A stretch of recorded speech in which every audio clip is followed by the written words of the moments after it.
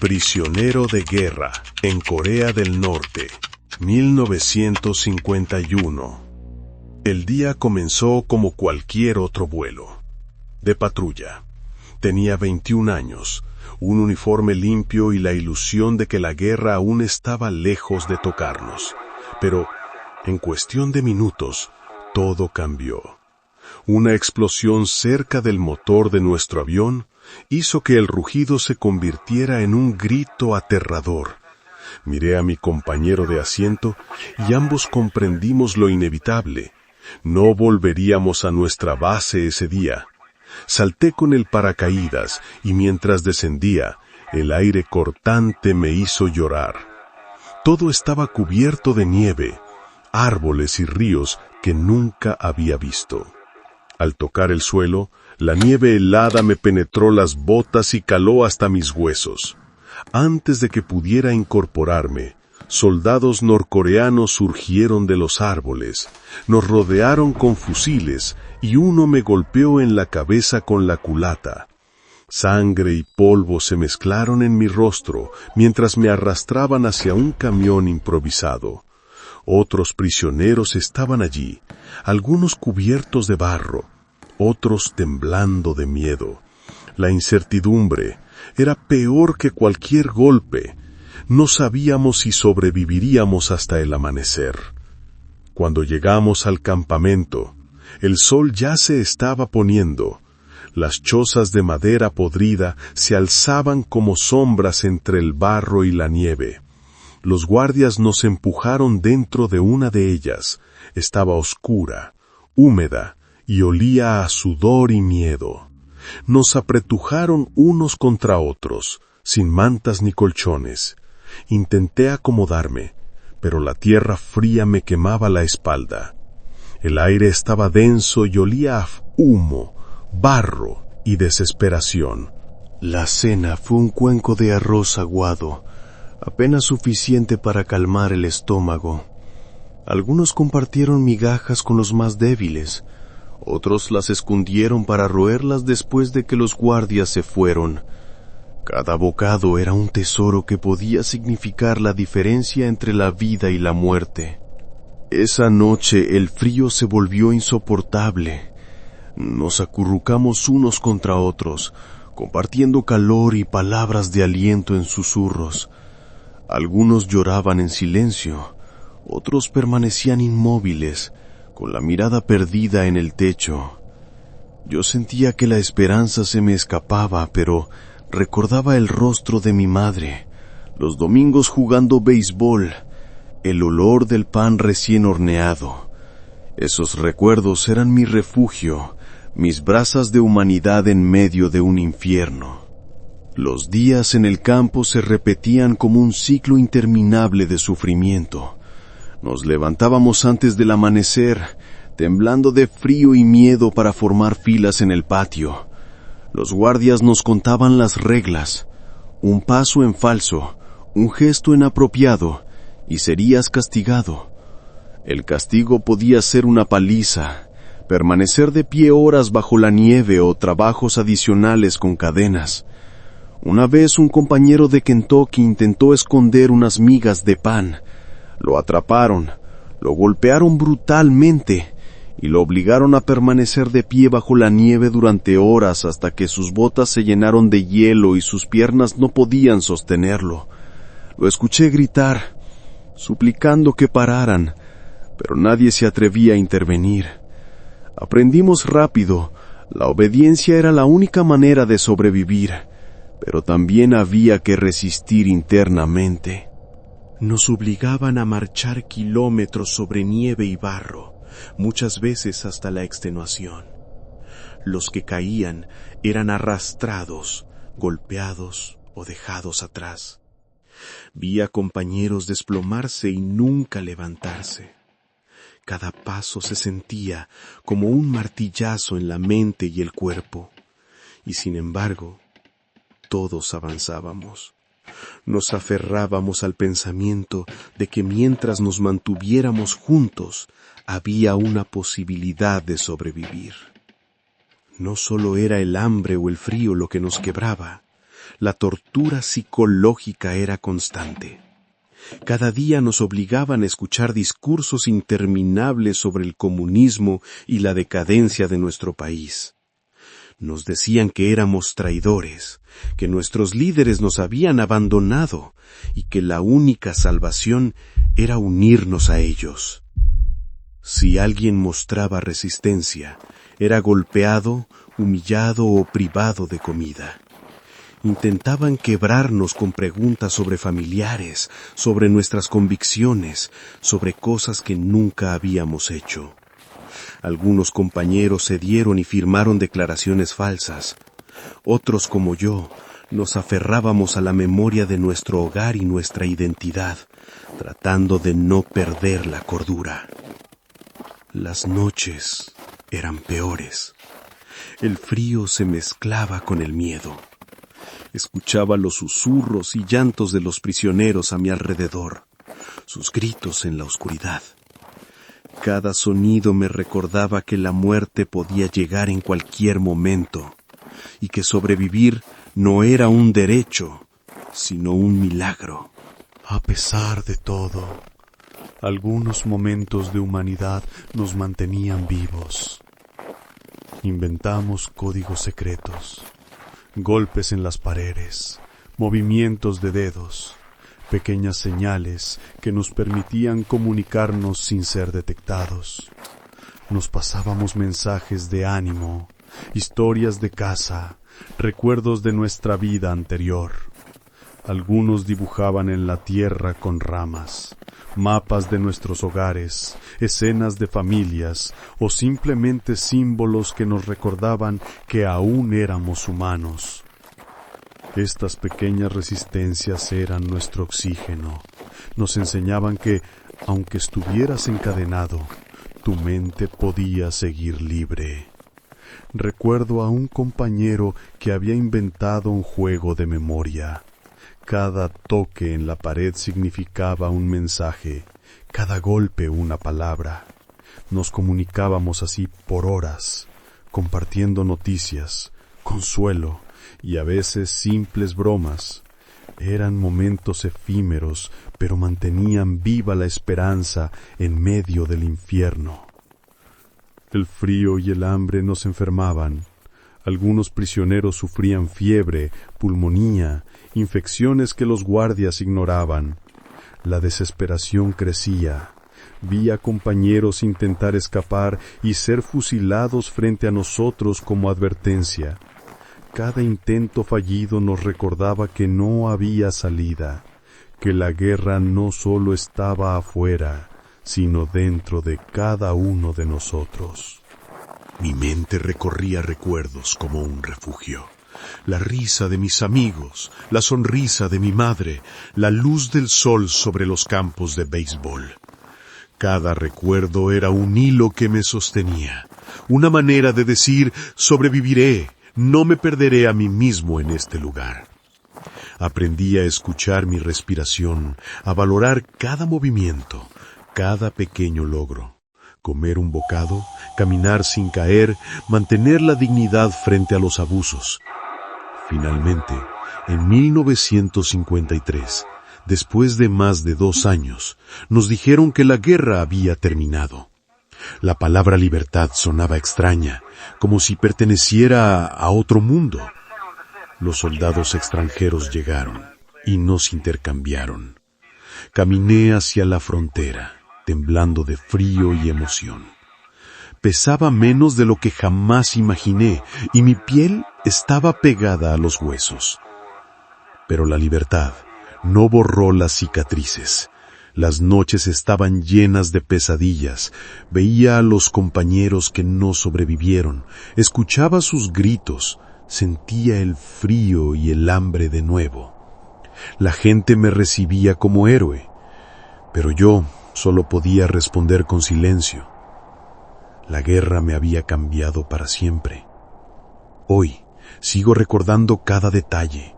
La nieve que quemaba la piel, los golpes, las marchas interminables, la tortura psicológica, la camaradería que nos mantenía vivos y la esperanza que nos hizo seguir. Aprendí que la libertad no se mide solo por la ausencia de cadenas, sino por la capacidad de seguir siendo humano cuando todo parece perdido. Era una mañana gris de 1943 cuando llegaron a mi casa. Golpearon la puerta con fuerza y antes de que pudiera reaccionar, me arrestaron. No entendía por qué.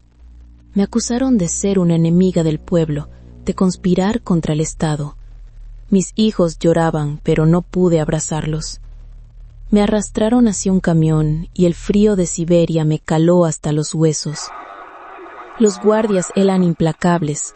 No había lugar para preguntas ni explicaciones. En el camión, otros prisioneros compartían miradas vacías, como si ya hubieran perdido la esperanza. El viaje fue largo y tortuoso. Las horas se alargaban y el hambre y el miedo nos consumían. Al llegar al campo, nos empujaron hacia una barraca de madera. El suelo estaba cubierto de barro y nieve. Nos hicieron formar en fila y nos despojaron de nuestras pertenencias. Nos dieron un uniforme raído y sucio y nos ordenaron entrar. Dentro, el aire era denso y olía a humedad. No había camas, solo el suelo helado. Nos acurrucamos unas contra otras buscando calor y consuelo. Los días se repetían en una rutina insoportable. Nos levantaban antes del amanecer y nos obligaban a trabajar en condiciones extremas. La comida era escasa y de mala calidad. El frío era penetrante y las barracas no ofrecían protección. Las guardias eran crueles. Cualquier intento de hablar o mostrar signos de debilidad era castigado. Nos sometían a trabajos forzados, cortar leña, excavar zanjas, transportar piedras. Las horas parecían interminables y el agotamiento nos consumía. Las enfermedades eran comunes. La fiebre, la tos, las heridas infectadas, eran parte de nuestra vida diaria. No había medicinas, solo la esperanza de sobrevivir un día más. Algunas de nosotras caían, y los guardias no mostraban compasión. Las que quedábamos vivas, nos ayudábamos como podíamos. Compartíamos lo poco que teníamos, un trozo de pan, una manta rota, una palabra de aliento.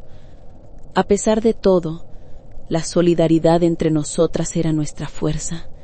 Nos ayudábamos en silencio, compartíamos historias de nuestros hogares, de nuestras familias. Nos aferrábamos a esos recuerdos como un salvavidas.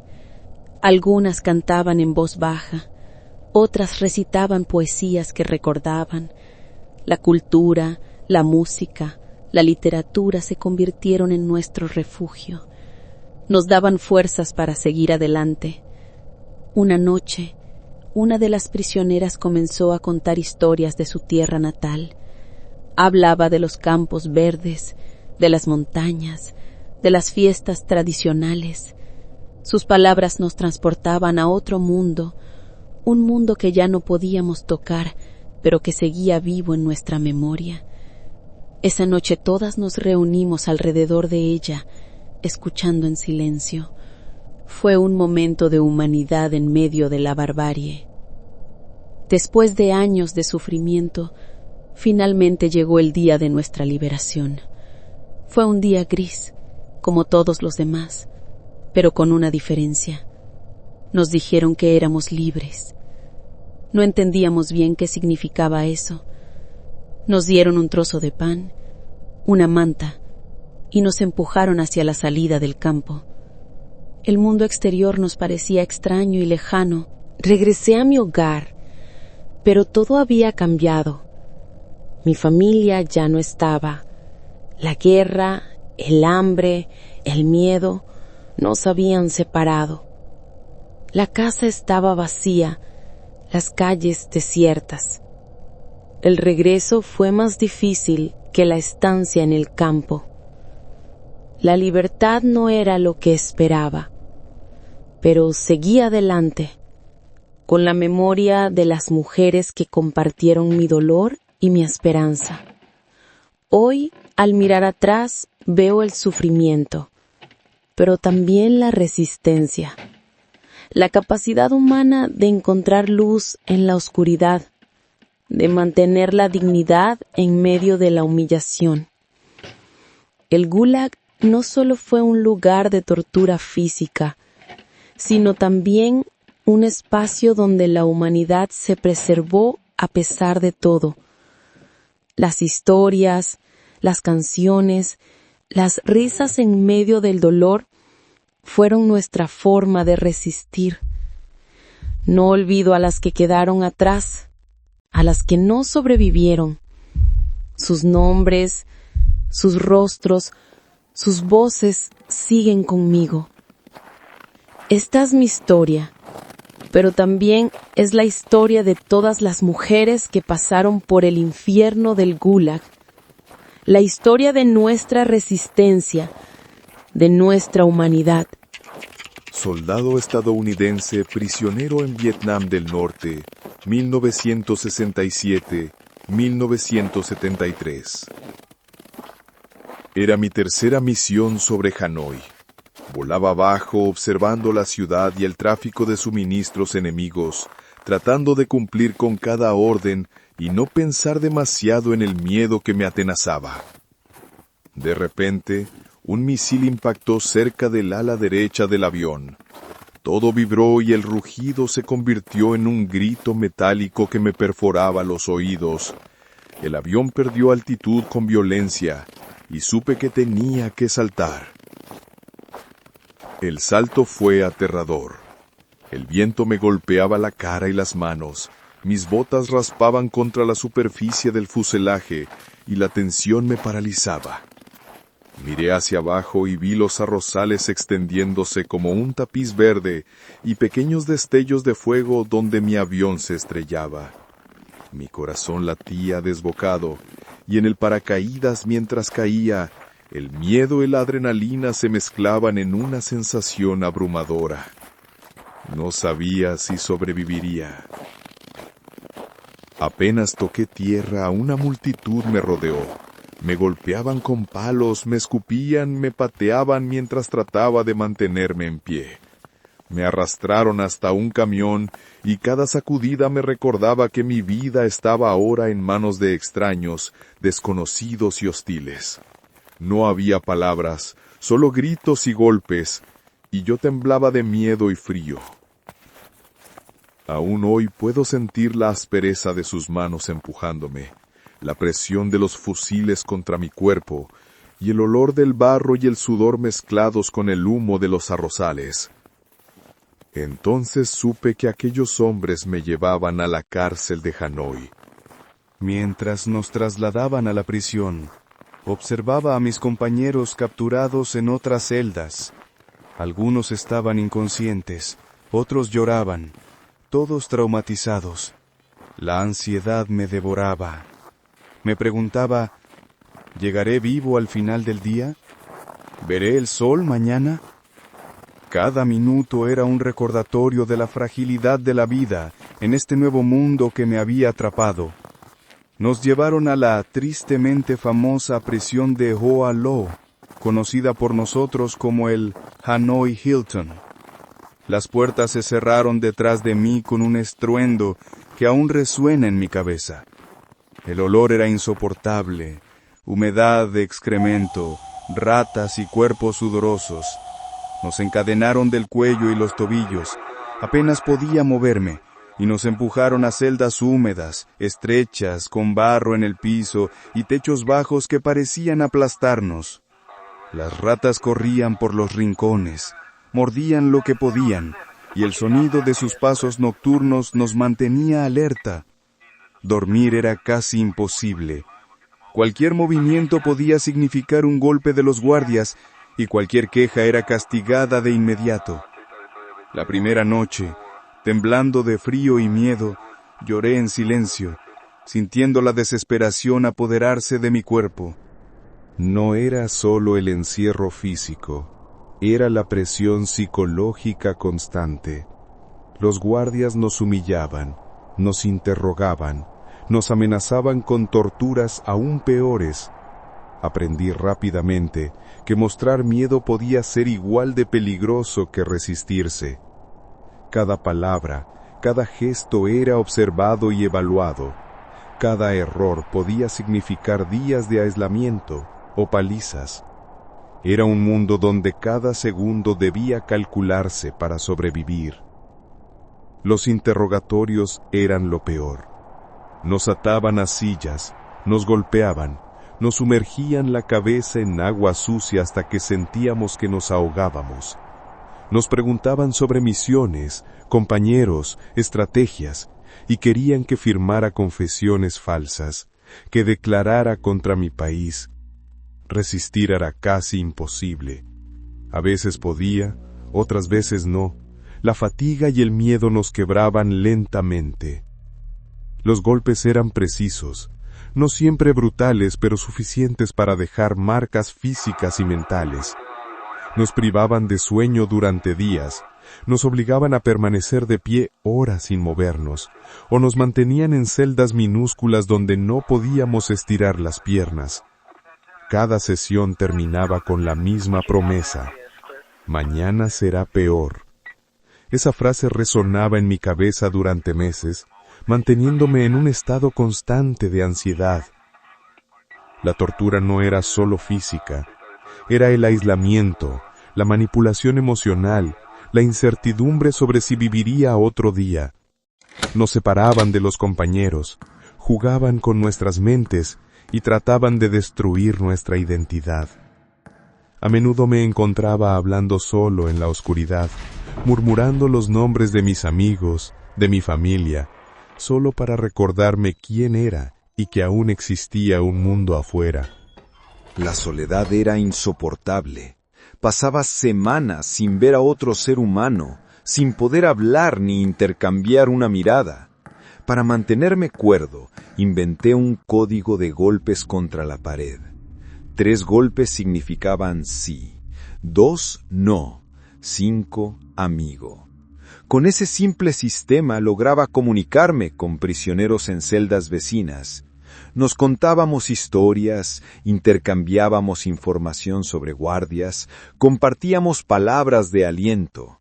Era nuestra forma de resistir, de recordarnos que no estábamos solos. En esas pequeñas señales, en esos golpes, encontraba esperanza y fuerza. Era un hilo que nos conectaba a algo humano más allá de las cadenas y la violencia. Algunos prisioneros caían sin poder levantarse. Otros intentaban escapar y eran fusilados frente a nosotros como advertencia. La desesperación nos rodeaba y la muerte parecía acechar a cada paso. Aprendí a valorar cada bocado, cada sorbo de agua, cada pequeño movimiento que podía significar sobrevivir un día más. Cada momento de vida se convirtió en un acto de resistencia. En medio de todo esto, encontrábamos maneras de ayudarnos mutuamente. Compartíamos comida, cubríamos a los más débiles, consolábamos a los desesperados. La camaradería era nuestra salvación, un recordatorio de que la humanidad podía persistir incluso en la extrema brutalidad.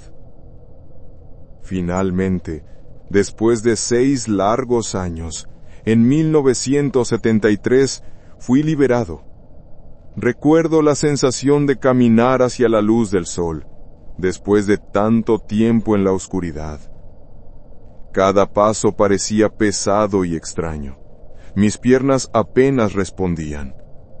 Pero el aire libre, el cielo abierto, todo se sentía como renacer.